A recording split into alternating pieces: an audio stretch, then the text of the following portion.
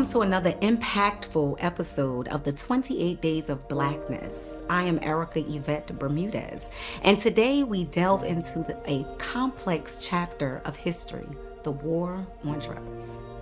Initiated in the 1970s, it left a lasting impact on communities, particularly the Black community.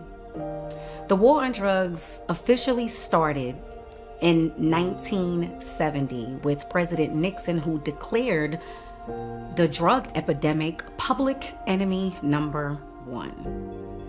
However, its consequences were profound, especially for minority communities. As the United States faced a surge in drug abuse during the 1970s, the war on drugs was initiated to address public health and safety concerns. However, it brought about a new set of challenges, particularly the disproportionate targeting of minority communities, especially the Black community. The war on drugs implemented strict law enforcement measures, including increased arrests, longer sentences, and military-style tactics. Legislation introduced mandatory minimum sentences for drug offenses, contributing to a surge in incarcerated rates. Unfortunately, the focus was often on a supply reduction, neglecting comprehensive approaches to address the root causes like addiction and socioeconomic factors. The impact of the war on drugs was profound indeed. Incarceration rates soared, especially affecting Black communities. The percentages of Black people in prison versus their white counterparts were astounding. Take states like New Jersey, for example, in modern day.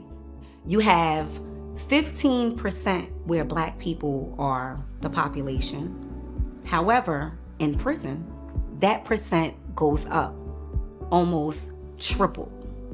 And that was the effect that the war on drug had in our community.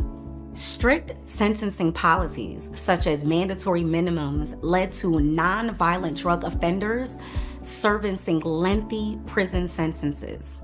The policies of the war on drugs perpetuated systematic racism and contributed to the cycle of poverty and disenfranchisement within Black communities.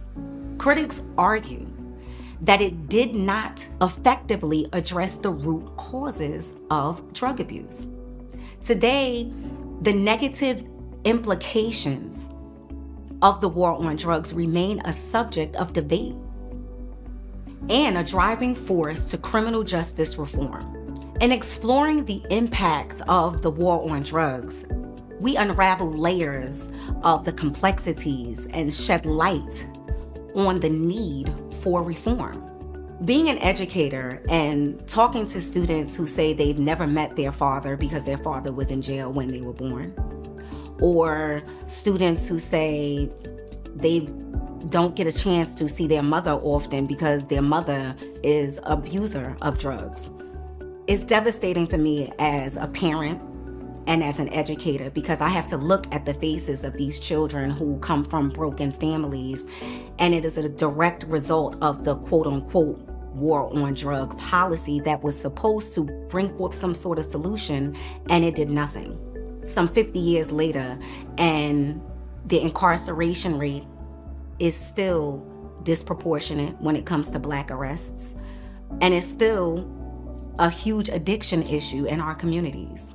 Give back to your community. There's always something that you can do to make your community a better place.